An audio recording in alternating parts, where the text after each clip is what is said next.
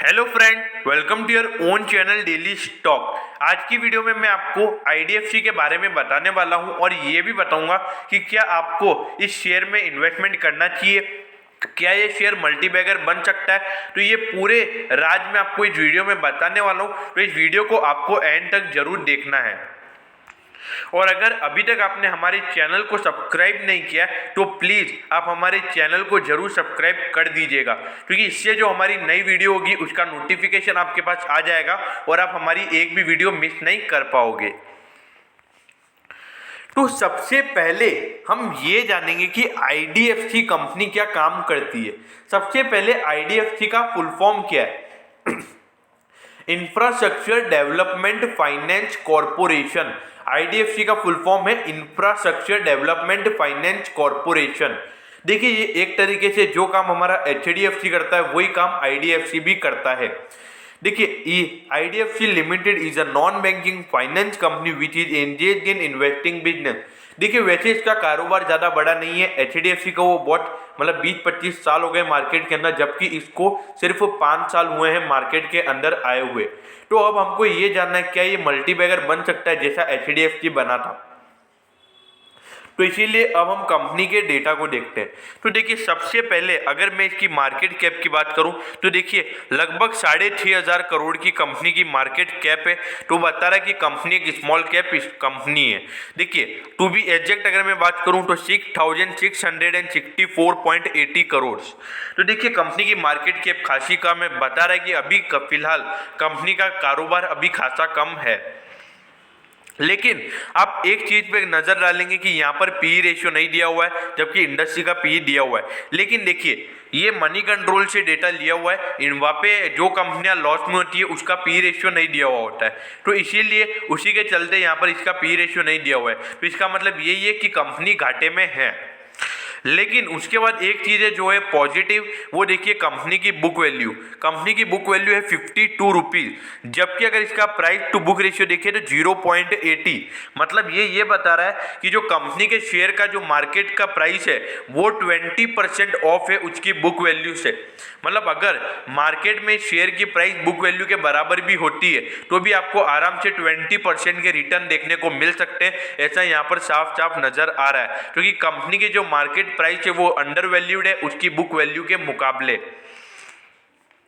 अब अगर आप कंपनी का डिविडेंड यील्ड देखेंगे तो कंपनी का डिविडेंड यील्ड खासा बढ़िया है, क्योंकि अगर आप देखिए 7.5% का डिविडेंड यील्ड है कंपनी का। भले ही शेयर 40 रुपए का है, लेकिन हमको परसेंटेज मैटर करता है, क्योंकि देखिए अभी जो मार्केट में एफडी का रेट चल रहा है तो उसमें 5.5% का एफडी का इंटरेस्ट रेट है। लेकिन अगर आप इस कंपनी में निवेश करते हैं तो आपको कैपिटल एप्रिसिएशन तो मिलेगा ही मिलेगा, लेकिन उसके ऊपर 7.5% का डिविडेंड आपको हर साल मिलता रहेगा, जो कि अभी एफडी से भी ज्यादा का ये आपको डिविडेंड देगा। ये एक बहुत बढ़िया बात है अगर आप इस कंपनी में निवेश करते हैं तो। उसके बाद अगर आप कंपनी के डिलीवरेबल्स भी देखेंगे तो कंपनी के डिलीवरेबल्स भी खासे बढ़िया हैं। देखिए, 100 में से 59.46% ने इसकी डिलीवरी उठाई है। तो ये बहुत बढ़िया बात है कंपनी के नजरिए से। ऐसा मैं आपको हमेशा बोलता हूं कि जिस भी कंपनी के अंदर एक दिन में 50% से ज्यादा की डिलीवरी हो रही है तो वो शेयर थोड़ा थोड़ा लॉन्ग टर्म के बेसिस पे ज्यादा लोगों के थ्रू कैप्चर किया जा रहा है। अब यहाँ पर आप कंपनी का फाइनेंशियल ट्रेंड देखिए। कंपनी के फाइनेंशियल ट्रेंड पे अगर आप नजर डालोगे कि 2017 में कंपनी ने बढ़िया परफॉर्म किया, एकदम आउट परफॉर्म कर दिया था कंपनी ने। कंपनी के रेवेन्यू भी एकदम टॉप क्लास थे और उसके बाद कंपनी का जो बॉटम लाइन, जिसको आप at the and net profit कहते हो, वो भी खासा बढ़िया था। लेकिन आप ये देखिए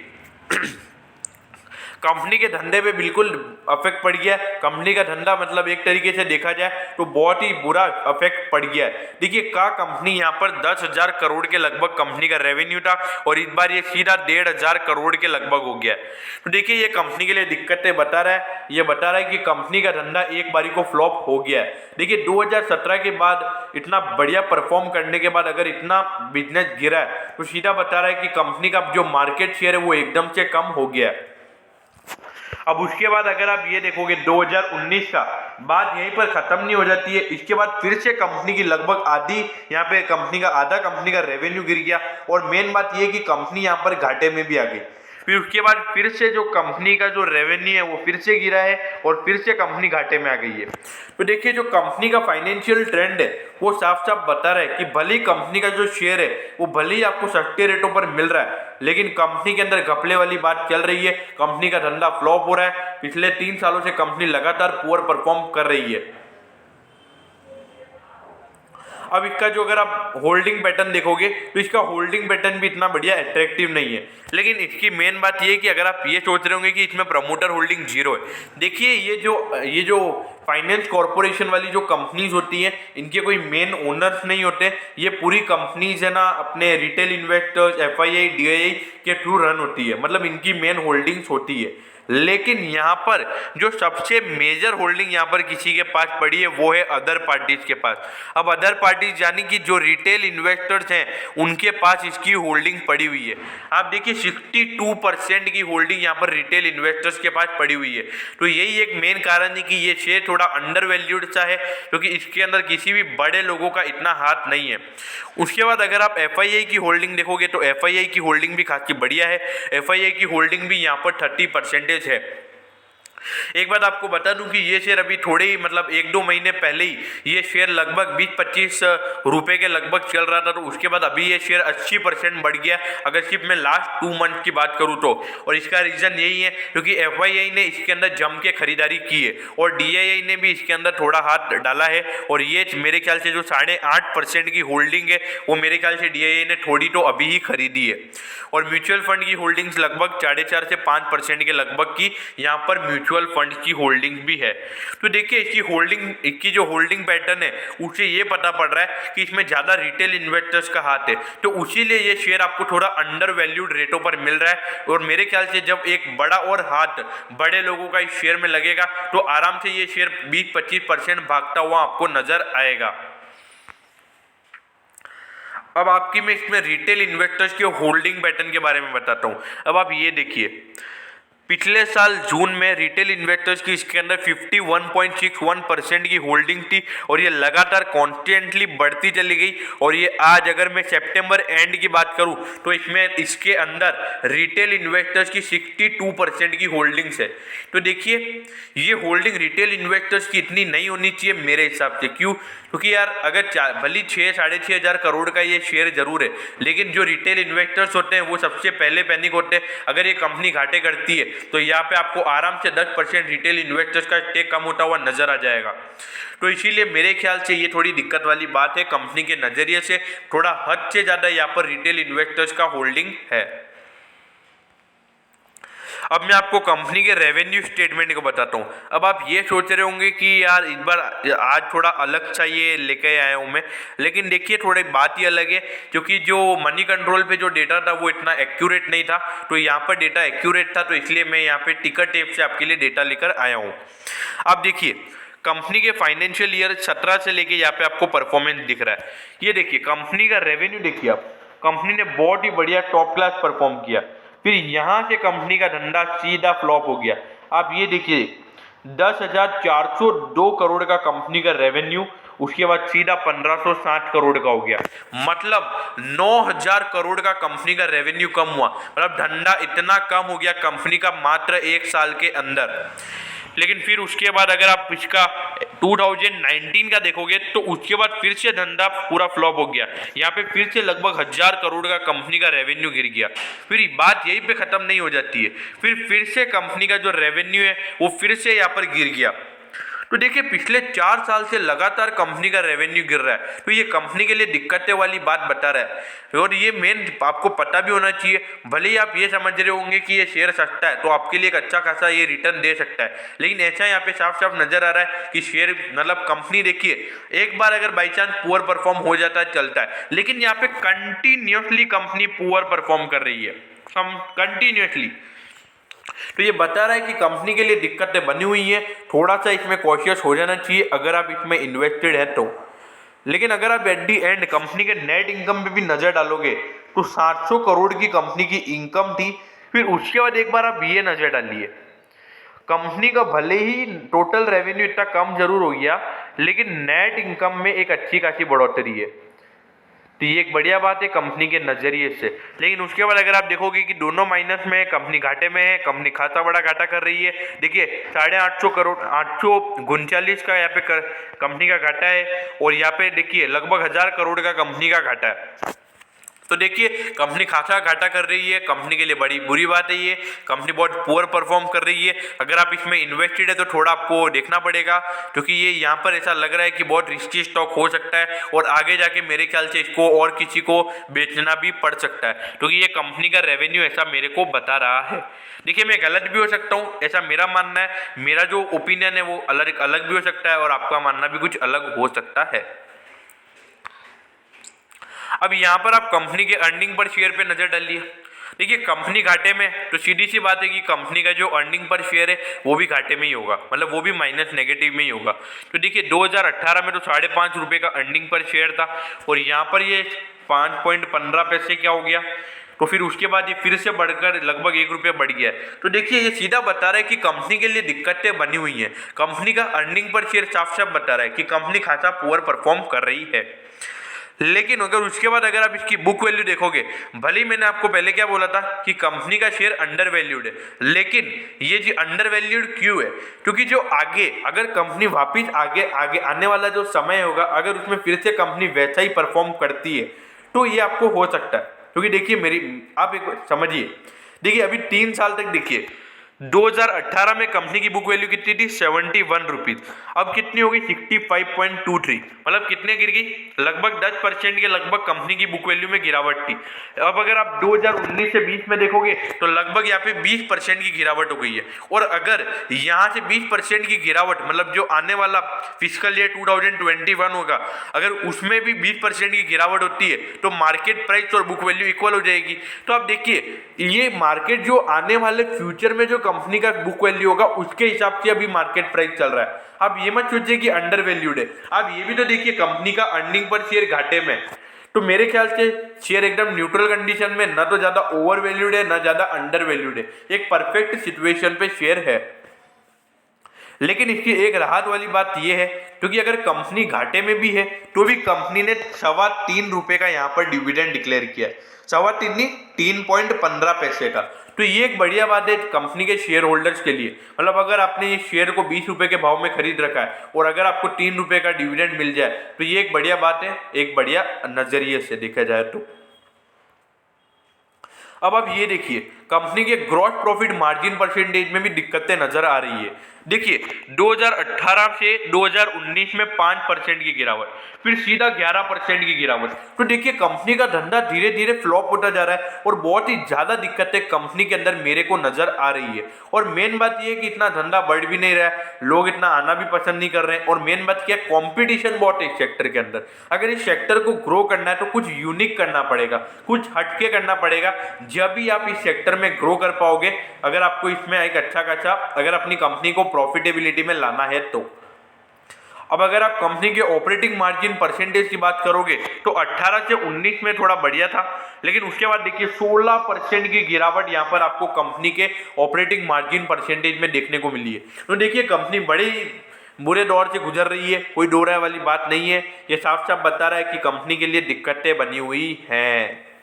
अब अगर आप कंपनी के नेट प्रॉफिट मार्जिन परसेंटेज को देखोगे तो ये भी देखिए फ्लॉप होता जा रहा है। ये देखिए 24% का कंपनी का 2018 में नेट प्रॉफिट था, मतलब मार्जिन परसेंटेज था, फिर लगभग 18% गिर गया, फिर से 4% गिर गया। अब देखिए ये जो डेटा है ये है ना मनी कंट्रोल से, तो मनी कंट्रोल ने यहाँ पर माइनस नहीं लगाया, लेकिन मैं आपको बता देता हूँ एक्यूरेसी से हिसाब से ये माइनस में। तो देखिए कंपनी घाटे में चल रही है, ये बड़ी दिक्कत वाली बात है। लेकिन देखिए कंपनी घाटे में जाती है, ऐसा नहीं होता कि जो कंपनियां घाटे में जाती है वो बेकार कंपनी हो जाती है। लेकिन यहाँ पर 3 साल से लगातार पुअर परफॉर्मेंस नजर आ रहा है। 3 साल से लगातार कंपनी बेकार परफॉर्म कर रही है। कंटिन्यूसली अगर कंपनी वो काम कर रही है तो वो बेकार बात है कंपनी के नजरिए से। अब अगर आप इसके रिटर्न ऑन इक्विटी परसेंटेज को अगर आप देखोगे तो आप देखिए 2018 में रिटर्न ऑन इक्विटी परसेंटेज 7.70% था। फिर उसके बाद आप देखिए 7 और 8 15% का कंपनी का रिटर्न ऑन इक्विटी परसेंटेज गिर गया। फिर से लगभग कंपनी का रिटर्न ऑन इक्विटी यहाँ पे 4% गिर गया। तो देखिए कंपनी का रिटर्न ऑन इक्विटी खुद बता रहा है। देखिए कंपनी की कैपिटल तो थोड़ी थोड़ी हर साल बढ़ ही रही होगी, इसमें तो कोई दो राय वाली बात नहीं है, लेकिन तो भी अगर कंपनी इतना घाटा कर रही है, कंपनी का रेवेन्यू बता रहा है कि कंपनी का धंधा धीरे धीरे फ्लॉप होता जा रहा है और जिस तरीके से धंधा कम हो रहा है, तो मेरे को तो ऐसा लगता है कि अगर ये 1-2 साल और ऐसा रह गया कंपनी का परफॉर्मेंस, तो मेरे ख्याल से कंपनी को बेचना पड़ सकता है, कंपनी को अपना स्टेक सेल भी करना पड़ सकता है। और अगर आप कंपनी के आरओसी की बात करें तो कंपनी का आरओसी लगभग कांस्टेंट ही है, आरओसी में तो कोई टिप्पणी वाली बात भी नहीं है। लेकिन अगर आप इसमें रिटर्न ऑन एसेट परसेंटेज को देखोगे, वैसे आपको पता है कि 2019 और 2020 में कंपनी ने घाटा किया, तो उसी के चलते यहाँ पर आपको इसमें भी माइनस परसेंटेज में दिखेगा, मतलब ये भी आपको नेगेटिव ही नजर आएगा और ये भी आपको नेगेटिव ही नजर आएगा। तो देखिए कंपनी के लिए दिक्कतें बनी हुई है, साफ साफ यहाँ पर नजर आ रहा है। कंपनी के रिटर्न रेशियो भी इतने अट्रैक्टिव नजर नहीं आ रहे हैं। अब अगर आप कंपनी के करंट रेशियो को देखोगे तो ये खासा अट्रैक्टिव है, ये एक बढ़िया बात है कंपनी के नजरिए से, लेकिन इसमें भी एक पुअर बात है। देखिए 2018 में 52 का कंपनी का करंट रेशियो था, फिर सीधा 2013, और इसका मतलब यही हुआ होगा कि कंपनी के कैश मतलब कंपनी का कैश इनफ्लो ज़्यादा हुआ होगा। लेकिन उसके बाद आप देखिए सीधा कंपनी का फिर से करंट रेशियो एकदम नी के बराबर हो गया है। लेकिन कंपनी का करंट रेशियो ये बता रहा है कि लिक्विडिटी पोजीशन कंपनी की खासी बढ़िया है, इसमें कोई दो राय वाली बात नहीं है, क्योंकि कंपनी का लगभग अगर 1-2 करंट रेशियो होता है तो वो भी बढ़िया माना जाता है। लेकिन यहाँ पर तो सीधा कंपनी का करंट रेशियो 45 है, तो इसलिए मैं बोलूँगा कि कोई दिक्कत वाली बात नहीं है। अगर मैं कंपनी के लिक्विडिटी पोजीशन की बात करूँ तो कंपनी की लिक्विडिटी पोजीशन खासी बढ़िया है, ये बता रहा है कि कंपनी के अंदर कैश इनफ्लो एकदम बढ़िया है। अब देखिए ये आईडीएफसी है, इसके बाद कोई एसेट मतलब कोई अपना स्टॉक वगैरह तो होता नहीं है, तो इसका क्विक रेशियो और करंट रेशियो सेम ही होता है, तो दोनों के बीच में कोई यहाँ पर डिफरेंस आपको नजर नहीं आएगा। लेकिन इसकी मेन बात है वो है इसका डेट टू इक्विटी रेशियो। भले ये नॉन बैंकिंग फाइनेंशियल कंपनी है, लेकिन इसका डेट एकदम बिल्कुल नहीं है। देखिए 2018 में थोड़ा सा डेट था, लेकिन अभी कंपनी के पास नी के बराबर डेट है कंपनी का, तो ये एक बढ़िया बात है। ये थोड़ा सा एक फैक्टर बन रहा है कि शेयर की जो वैल्यूएशन है वो थोड़ा प्रीमियम होना चाहिए। लेकिन भाई साहब कंपनी का धंधा भी तो धीरे धीरे कम हो रहा है, तो उसके हिसाब से भी देखना चाहिए। अब देखिए कंपनी का डेट टू इक्विटी रेशियो है ही नहीं है, मतलब कंपनी का डेट ही नहीं है, उधारी ही नहीं है, तो उसके मुकाबले इंटरेस्ट कवरेज रेशियो को देखना बनता ही नहीं है। लेकिन भाई साहब अगर कंपनी को ग्रो करना है तो कंपनी के लिए कंपनी के रेवेन्यू बढ़ने चाहिए, कंपनी की सेल्स बढ़नी चाहिए, कंपनी का कारोबार बढ़ना चाहिए। लेकिन अब देखा जाए तो कंपनी इतना कुछ फोकस नहीं कर रही है, अपनी जो उसके ऑफिस है उसको भी ज़्यादा ग्रो नहीं किया जा रहा है, कुछ इसके रिगार्डिंग कुछ एक्टिविटी नहीं की जा रही है। अब इसके आप सेल्स परसेंटेज पे भी नजर डालिए, तीनों साल का सेल्स परसेंटेज माइनस में, सेल्स मतलब जो कंपाउंडेड एनुअल ग्रोथ रेट का सेल्स परसेंटेज है, देखिए तीनों साल का घाटे में, नेट प्रॉफिट का भी CAGR तीनों साल का घाटे में। तो देखिए कंपनी खासी पुअर परफॉर्म कर रही है, कंपनी बहुत ही बुरे दौर से गुजर रही है। अब इसमें आपको मैं एट दी एंड ये बताता हूँ क्या इस कंपनी में निवेश करना है या नहीं करना है। अब आप ये देखिए जो शेयर अभी 100 जिसका ऑल टाइम हाई 115 रुपए के लगभग है, जो अभी चल रहा है 40 रुपए पे, मतलब आप देखिए लगभग 150% डिस्काउंट पे ये शेयर आपको मिल रहा है IDFC लिमिटेड। क्योंकि इसका कारण आप जानते हो भाई साहब, जिस कंपनी का 10,000 करोड़ का टर्नओवर था, आज वो सिर्फ 300 करोड़ का टर्नओवर पे चल रही है वो कंपनी। मतलब कितना परसेंटेज आप देखिए, मतलब कंपनी पूरी आधी से कम कंपनी का कारोबार हो गया, तो उसी के चलते जो शेयर 115 रुपए पे था वो आपको 40 रुपए पे मिल रहा है। लेकिन देखिए अगर कंपनी का 2017 में टर्नओवर था 10,000 करोड़ का, अगर वो कंपनी ने फिर से अगर 10,000 करोड़ का कंपनी का टर्नओवर हो जाता है, तो भाई साहब ये शेयर का जो ऑल टाइम हाई 115 है ना, ये आपको उस समय 150 रुपए पे मिलेगा, क्योंकि उस समय ये स्टॉक न्यूज में आ जाएगा, सबकी आंखों में आ जाएगा। देखिए मेरे को ऐसा लगता है कि कंपनी का जो 10,000 करोड़ का टर्नओवर था वो कंपनी का फिर से होगा, और आने वाले 1-2 साल में कंपनी ये करके दिखा सकती है, क्योंकि अभी धीरे धीरे थोड़ा सा एक्सपांशन पे कंपनी का ध्यान जा रहा है। पहले कंपनी का एक्सपांशन पे बिल्कुल भी ध्यान नहीं था। देखिए अगर वो 10,000 करोड़ का टर्नओवर होता है तो आपको मैं मिनिमम 100% का इसके ऊपर रिटर्न आपको आराम से देखने को मिल सकते हैं। देखिए करो या मरो वाली सिचुएशन है, अगर ये कंपनी 1-2 साल तक और पुअर परफॉर्म करती है तो आपके पैसे पानी में भी हो सकते हैं। इसलिए मैं आपको कॉशियस कर देता हूँ, आपको पहले ही बता देता हूँ कि इसका रिस्क क्या रह सकता है।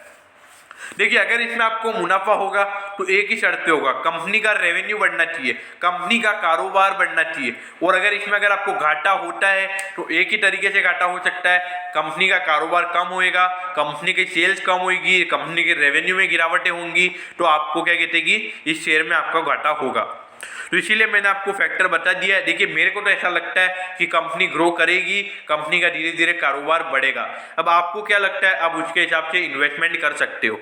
देखिए इन्वेस्टमेंट करना ही है तो लॉन्ग टर्म के बेसिस पे कीजिए, मिनिमम 3-4 साल तक होल्ड करके रखिए। ऐसे ही मतलब इन्वेस्टमेंट अगर आप करते रहेंगे तो आप देखिए इंडसइंड बैंक का केस देख लीजिए, 400 रुपए तक का वो लॉकडाउन में, 250 रुपए तक वो लॉकडाउन में चला गया था, जिन्होंने 300 रुपए पे उस शेयर को निकाल दिया तो आप देखिए वो कितने दुखी हो रहे होंगे। आज शेयर उसका 900 रुपए चल रहा है। इसीलिए मैं बोलता हूं कि होल्ड करके रखिए। अभी तो इंडसइंड बैंक 3 साल के अंदर 2000 से भी ऊपर जाएगा, ऐसा मैं आपको आराम से कह सकता हूं। तो मैं होप करता हूं कि आपको आईडीएफसी लिमिटेड का एनालिसिस बढ़िया लगा होगा। अगर आपको एनालिसिस बढ़िया लगा हो तो कमेंट सेक्शन में जरूर बताइएगा कि हाँ आपको एनालिसिस बढ़िया लगा है। और अगर आपको किसी और कंपनी का एनालिसिस भी चाहिए हो, मतलब कोई आपकी फेवरेट कंपनी हो, तो उसके रिगार्डिंग भी कमेंट कर सकते हो, उसके लिए भी मैं एनालिसिस लेके आ जाऊंगा। और अगर आपको टेक्निकल चार्ट, मतलब अगर शॉर्ट टर्म इन्वेस्टमेंट के लिए अगर आपको कोई चार्ट चाहिए, मतलब शॉर्ट टर्म इन्वेस्टमेंट के लिए कोई गाइड चाहिए, तो उसके रिगार्डिंग भी कमेंट कीजिए, मैं उसके लिए भी वीडियो लेकर आने को रेडी हूँ। सिर्फ आप बोलिए, मैं उसके लिए वीडियो लेकर आ जाऊंगा। आप डिमांड कीजिए, मैं सप्लाई करूंगा। और अगर आपको वीडियो अच्छी लगी हो तो प्लीज़ आप वीडियो को लाइक कर दीजिएगा, क्योंकि इससे मुझे मोटिवेशन मिलता है कि मैं आपके लिए और ऐसी वीडियो ला सकूं। Okay, thank you.